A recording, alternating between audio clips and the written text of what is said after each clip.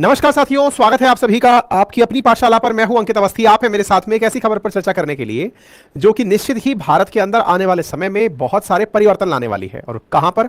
विशेष रूप से automobile sector के अंदर। क्यों बोल रहा हूं ऐसा? क्योंकि जिस कार को आप मेरे साथ अभी देख रहे हैं, यह कार टेस्ला के नाम से जानी जाती है। टेस्ला कार, कार का ब्रांड जो भी हो, जिस कंपनी की कार का नाम जो भी हो, जिसकी ब्रांड की है ये जो टी लगा हुआ है, दैट इज टेस्ला। टेस्ला असल में एलन मस्क की कंपनी है। एलन मस्क वही वाले जिनको आप ट्विटर का मालिक के रूप में जानते हैं। असल में शुरुआत उनकी एक तरह से समझिए दुनिया ने टेस्ला के रूप में ही समझी है। साथ ही साथ उन्होंने स्पेसएक्स जैसी बड़ी कंपनियां, न्यूरालिंक जैसी बड़ी कंपनियां भी चला रखी हैं। फिलहाल के लिए वो ट्विटर के कारण काफी सुर्खियों में है, लेकिन उनकी जो ओरिजिनल कंपनी है ना, दैट इज टेस्ला, कार निर्माता कंपनी है। इस कार की खासियत क्या है? ये इलेक्ट्रिक कार है। इलेक्ट्रिक कार है तो क्या है? ये लंबे समय से इंडिया के अंदर आना चाह रहे हैं। भारत के अंदर 2023 में भी लगभग 1 लाख के आसपास शायद टेस्ला कार बिकी होंगी, एक ऐसा अनुमान है। वो हम प्रेडिक्शन भी दिखाएंगे आपको। लेकिन कहा जा रहा है कि टेस्ला इंडिया में जब आना चाहती है तो उसे चाहिए कि इसकी कारें महंगी हैं तो सरकार इन्हें कोई बेनिफिट दे। सरकार बेनिफिट क्यों दे, इसको ऐसे समझिए कि आज जब आप मार्केट में चलती हुई BMW, ऑडी, मर्सिडीज जैसी गाड़ियों को देखते हैं तो इनके ज़्यादा भाव होने का बड़ा कारण क्या है कि जो गाड़ियां हम इंपोर्ट करते हैं, अगर वो $40,000 से ऊपर के दाम की हैं, यानी कि कॉस्ट, इंश्योरेंस और फ्रेट, ये तीनों मिलाकर के अगर कोई कार 32 लाख रुपए, इंडियन करेंसी में बात करें तो 32 से 35 लाख रुपए, अगर उनकी कॉस्ट और उनका इंश्योरेंस और अगर उनका फ्रेट यानी माल भाड़ा अगर 35 लाख रुपए से ऊपर निकल जाता है तो इतनी ही कीमत का उन्हें भारत को कस्टम ड्यूटी भी देना होता है। यानी 35 लाख की कार अगर पड़ रही है इंडिया में तो आपको 35 और देना पड़ेगा, यानी 70 लाख की कार कस्टमर को पड़ेगी। इतना टैक्स भारत सरकार ले लेती है। तो इसका मतलब एक तरह से मोटा मोटी आप ये समझिए कि 1 करोड़ की अगर आप कार कोई खरीद रहे हैं तो उस 1 करोड़ की कार में असली कीमत 50 लाख रुपए, 50 लाख रुपए सरकार ने ले ली है। यानी कि वो सभी कारें जो इंडिया में 70 लाख रुपए से ऊपर की हैं उनमें आधी कीमत सरकार वसूल चुकी है। ठीक है, टेस्ला भी एक महंगी कार है। अच्छा, और पूछेंगे और गाड़ियां जो इंपोर्ट होती हैं उनका क्या? उनमें 60% सरकार लेती है। मान लीजिए कि 35 लाख से कम की अगर कोई कार आ रही है, आप 33-34 लाख से कम की कोई कार इंडिया में आ रही है तो उसका 60% सरकार लेती है। ठीक है ना? तो इस तरह से समझिए कि अगर आपने मान लीजिए कोई 50 लाख की कार पड़ी आपको, इसका मतलब यह है कि उसमें से 60% सरकार ली होगी। ठीक है, तो एक तरह से आप इसका अंदाजा लगाइए कि सरकार कस्टम ड्यूटी बहुत ज्यादा लेती है। ठीक है, अब आप सवाल पूछेंगे कि इंपोर्ट के अंदर जो ड्यूटी सरकार ने ली, इंपोर्ट ड्यूटी जैसे आपने कहा, तो टेस्ला के केस में क्या था? टेस्ला कहना चाहता था, यानी कि एलन मस्क कहना चाहते थे कि मेरी कार ऑलरेडी बड़ी किफायती है। किफायती मतलब यूं कि मैं कोई इसमें इतना मुनाफा कमा नहीं रहा, आपके देश में आकर के अगर मैं कार बेचने लगूं तो ऑलरेडी ये टेक्नोलॉजी महंगी है भाई, बैटरी से बनने वाली कारें हैं, किफायती कारें हैं, बहुत अच्छी सी सुविधाएं हैं, और ऐसे में आप अपने यहाँ पे ड्यूटी और लगा दो तो मेरी कार तो कोई खरीदेगा ही नहीं। महंगी कार महंगी पर ड्यूटी और लग जाए, मान लो कि 50 लाख की वैसे पड़ रही हो, 50 लाख सरकार ले ले, तो बोले फिर कोई आम आदमी तक तो पहुंच ही नहीं पाएगी कार, तो पहुंच नहीं पाएगी तो मेरे आने का कोई मतलब नहीं है। इसलिए जब जब टेस्ला से पूछा गया, जैसे जुलाई में टेस्ला यानी एलन मस्क से पूछा गया, इन्होंने कहा कि जब तक हमें कोई स्पेशल ट्रीटमेंट नहीं मिलेगा हम आने के बारे में नहीं सोच सकते हैं, है ना। इन्होंने हमेशा मना किया कि भाई हमें कोई भी इंपोर्ट ड्यूटी के ऊपर सब्सिडी का कोई प्रपोजल नहीं मिला है, हम नहीं आएंगे। लेकिन अब क्या खबर आ रही है? अब खबर यह है कि टेस्ला इंडिया में 2 से 3 बिलियन डॉलर का इन्वेस्टमेंट करने का प्लान बना रहा है। अब 3 बिलियन डॉलर अगर इंडिया में लगाने का प्लान कर रहे हो, लगभग 25 से 30,000 करोड़ रुपए लगाने का प्लान कर रहे हो, तो अचानक हृदय परिवर्तन कैसे हुआ? इसका मतलब कुछ तो है, कुछ तो गड़बड़ है। दया वाली बात है कि कुछ तो ऐसा हुआ है, कुछ तो भारत सरकार ने एलन मस्क के लिए ऐसा किया है जिसके चलते वो इंडिया में जमीन तलाश रहा है। और इंडिया में जमीन तलाश रहा है इतना ही नहीं, न्यूज आज ही ये निकल कर आई है, अभी आपका जब सेशन करने वाले थे उससे 2 घंटे पहले ही खबर आई है कि टेस्ला ने बाकायदा जर्मनी में राइट हैंड ड्राइव, अपन जब जहां बैठते हैं ड्राइवर के रूप में तो अपन राइट हैंड साइड बैठ रहे हैं, तो राइट हैंड ड्राइव वाली कारें बनवाना भी शुरू कर दिया है। यानी कि अप्रैल के एंड तक हो सकता है कि गाड़ियों की सूचनाएं मार्केट में आना शुरू हो जाए कि टेस्ला तब आ रही है, टेस्ला तब आ रही है, और साल के अंत तक हो सकता है मार्केट में चलती हुई दिखाई दे जाए। तो इसका मतलब यह हुआ कि टेस्ला ने बहुत तेजी से इंडियन मार्केट में एंट्री करने का प्लान कर लिया है। तो ऐसा क्या हुआ? तो देखिए, इसके बारे में सारी बातें डिटेल में बताएंगे। मैंने आज एक ट्वीट पर, मतलब कल एक ट्वीट किया था जिसमें आपको ये इन्फॉर्मेशन दी थी कि टेस्ला इंडिया आ रही है और वो राज्य तलाश रही है कि कौन सी जगह जाकर मुझे फैक्ट्री लगानी है। तो हमारे कमेंट्स में ये शाइनिंग भारत, यहाँ पे संजना, अमित, देशी कट्टा, ये शैलेश, इन सभी ने अपने अपने राज्यों की बातें की। बहुत सारे राज्यों के बारे में इन्होंने अपनी अपनी राय भी रखी। हमने ये ट्वीट करके पूछा था कि कौन से राज्य में लगने की संभावना आपको लगती है। तो ऐसी स्थिति में सबने अपने अपने राज्यों की बातें की और संभावनाएं भी बताई। मेजोरिटी में लोगों ने कहा कोस्टल स्टेट्स में लग सकती हैं। ये लोगों का भी मानना है कि तमिलनाडु, महाराष्ट्र, गुजरात राज्य, जहां पे गुजरात जहाँ पे कोस्ट नजदीक है वहां पर लग सकती है, ऐसे प्रिडिक्शन लग रहे हैं। ये खबर कहां से आई? तो फाइनेंशियल टाइम्स में इस बात की खबर आई थी कि ये इंडिया के अंदर प्लांट लगाने के लिए, इन्वेस्टमेंट करने के लिए जगह ढूंढ रहे हैं, और इनमें बंदरगाहों के नजदीक, क्योंकि कहीं बाहर से अगर मंगाई जाएगी तो बंदरगाहों के नजदीक, समुद्र के तट के नजदीक इनको रोकना आसान होगा और वहीं से बेचना भी आगे आसान होगा।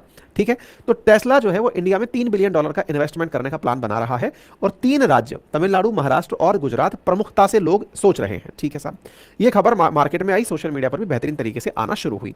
लेकिन अब जो कि मैंने आपने शुरुआत में कहा कि ऐसा क्या हुआ कि एलन मस्क अचानक आने को तैयार हुए, तो हम सिलसिलेवार तरीके से आपके सामने सूचनाएं रखते हैं। देखो 2022 में एलन मस्क से पूछा गया था कि क्या आप इंडिया आना चाहते हैं, तो एलन मस्क ने कहा था कि टेस्ला ऐसी कोई भी जगह मैन्युफैक्चरिंग प्लांट नहीं लगाना चाहता जहां पर सेल और अपनी गाड़ियों की सर्विस वो ना कर पाए। ऐसा क्यों? ऐसा इसलिए क्योंकि ये चाहता है कि भाई उसकी कंपनी का पूरा शोरूम यहां डले, फैक्ट्री डले, मैन्युफैक्चरिंग यूनिट डले, ताकि वो लोगों की मदद कर पाए। लेकिन कारें इतनी महंगी हो जाए तो कैसे करेगा? इस बीच में इनकी मुलाकात होती है प्रधानमंत्री नरेंद्र मोदी के साथ में। ठीक है, प्रधानमंत्री मोदी के साथ में एलन मस्क की, जब प्रधानमंत्री अमेरिका जाते हैं तो उनसे इनकी मीटिंग होती है। जुलाई 21 2023 की आप ये खबर देख रहे हैं, सिलसिलेवार तरीके से समझते चलिए। जून 21 में हुई, 21 जून 2023 में इनकी मुलाकात होती है, और आप देख सकते हैं प्रधानमंत्री लिखते हैं कि मेरी भाई एलन मस्क से बातचीत हुई है। अब सब लोग समझते हैं कि क्या बात हुई होगी, तो इनके जो जो प्रोडक्ट्स हैं उनको लेकर बात हुई होगी। नरेंद्र मोदी जी और इनकी बातचीत हुई। प्रधानमंत्री नरेंद्र मोदी जो है वो टेस्ला की फैक्ट्री गए, और टेस्ला की फैक्ट्री जाकर के इनकी मैन्युफैक्चरिंग देखी कि भाई तुम लोग काम कैसे करते हो। इस पर जब इनसे पूछा गया एलन मस्क से कि क्या आप लोगों के बीच ऐसी कोई बात हुई कि वो प्रधानमंत्री यहाँ पर मतलब टेस्ला को लेकर आ रहे हैं, बोले ऐसी कोई भी बात नहीं हुई, ये बस देख कर गए हैं कि हम काम कैसे करते हैं, क्या कुछ होता है। ये फुटेज है, तो इसमें इन्होंने बताया कि वो आए थे और देख करके गए हैं। प्रधानमंत्री हुआ है। प्रधानमंत्री के कुछ ही महीने बाद पीयूष गोयल जी, जो हमारे वाणिज्य मिनिस्टर हैं, कॉमर्स मिनिस्टर हैं, ये अमेरिका जाते हैं, और अमेरिका जाकर के, अभी 2023 की बात है, 2023 के अंत में, आखिर में ये जाते हैं। ये जाकर के बाकायदा इसकी मैन्युफैक्चरिंग जो यूनिट कैलिफोर्निया में लगी हुई है वहां पहुंचते हैं। वहां पहुंच करके टेस्ला की विजिट करते हैं। 14 नवंबर की आप ये न्यूज देख रहे हैं। दैट मीन्स भारत सरकार ने अपनी इच्छा तो व्यक्त कर दी थी। जब पीयूष गोयल जी से पूछा गया कि आप क्यों गए थे, एलन मस्क ने लिखा कि मतलब आपका स्वागत है, आप आए, अच्छा लगा, मैं नहीं आ पाया, इसका मुझे दुख है। इन्होंने जवाब दिया कि वहां पर आज भी टेस्ला में इंडिया से कम 1.5 से 2 बिलियन डॉलर का सामान एक्सपोर्ट होता है, जाता है। ठीक है, मतलब हम लोग यहां से बड़ा सामान एक्सपोर्ट करते हैं टेस्ला को, उसके अंदर जो पार्ट लग रहे हैं उसमें। और हम लोग देखिए यहां पर लिखा हुआ भी है billion dollar worth of goods this year, it's almost double 1.9 billion dollar of export from India to Tesla, यानी इंडिया ने लगभग 2 बिलियन डॉलर का सामान एक्सपोर्ट किया है टेस्ला को। तो हम ये देखने गए थे कि टेस्ला में ऐसा क्या क्या लगता है, टेस्ला कार बनने में इंडियंस की क्या भूमिका है। तो ये इन्होंने अपनी तरफ से जवाब दे दिया कि हम क्यों गए थे। ठीक है साहब, ये सब होता हुआ मैंने जो आपको जानकारी दी ना कि कितनी महंगी पड़ती है कार, तो मैंने कहा ना कॉस्ट, इंश्योरेंस और फ्रेट, फ्रेट मतलब माल भाड़ा, कॉस्ट मतलब लागत, और इंश्योरेंस जो गाड़ी का कीमत होती है, अगर ये $40,000 से ऊपर है तो 100% पड़ती है। और अगर $40,000 से नीचे पड़ता है ये CIF यानी कॉस्ट, इंश्योरेंस और फ्रेट, तो फिर हमको 60% ही इंपोर्ट ड्यूटी देनी पड़ती है। अच्छा, और अगर पुरानी गाड़ी लेकर आ रहे होते हो तो 125% कॉस्ट का, इंश्योरेंस का और फ्रेट का देना पड़ता है। ठीक है, देखिए नहीं साहब ऐसी कोई प्लानिंग अभी तक चल नहीं रही है। तो फिर क्या हुआ, नवंबर में मीटिंग जो हुई पीयूष गोयल जी के साथ में, पीयूष गोयल जी जो गए ने एक पॉलिसी जारी की। अब आपको यह समझ में आ गया होगा कि सबसे बड़ी दिक्कत क्या है। 100% टैक्स सबसे बड़ी दिक्कत है। यानी कि अगर कोई कार 35 लाख की पड़ रही है, यानी कि जिसका CIF कॉस्ट, इंश्योरेंस और माल भाड़ा मिलाकर मान लीजिए 40,000 का मतलब हुआ, आप 80 से गुणा करके देख लो, 32 लाख के आसपास पड़ता है।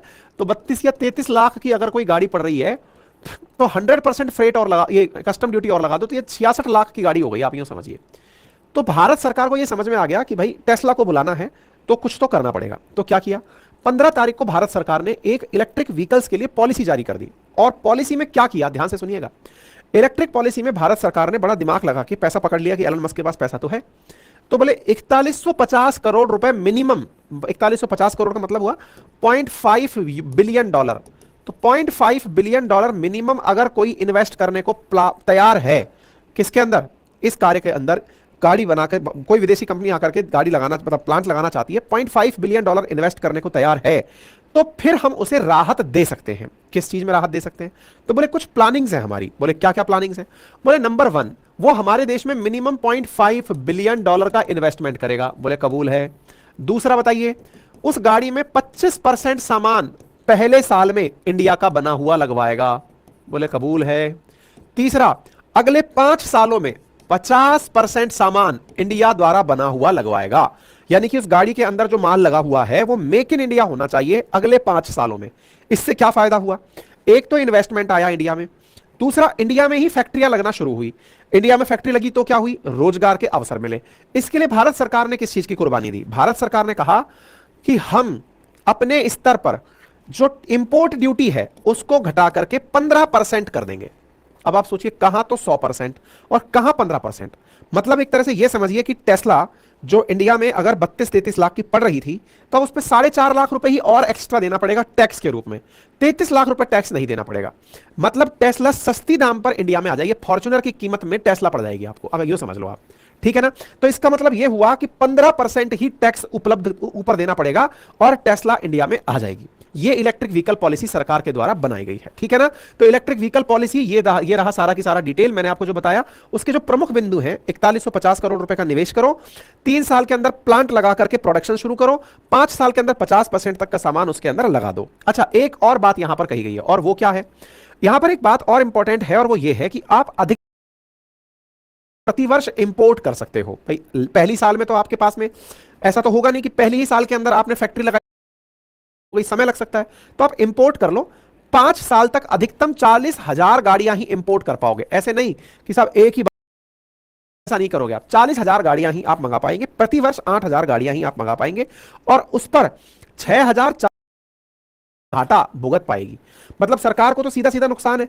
अगर मान के चलो 8,000 गाड़ियां प्रति, तो उनकी जो भी कीमत होती उसका उतना ही दाम पर सरकार को टैक्स मिलता। सरकार ने कहा कोई बात नहीं, हमने और भी बहुत सारे विभागों को प्रोडक्शन लिंक इंसेंटिव स्कीम दी है, तो हम अपनी इस वाली इलेक्ट्रिक व्हीकल पॉलिसी के अंदर भी एक प्रकार की पीएलआई दे देते हैं। पीएलआई बोले तो प्रोडक्शन बनाइए, 15% ही हम आपसे टैक्स वसूलेंगे। आपका जो भी आपके कारण हमें जो नुकसान होगा वो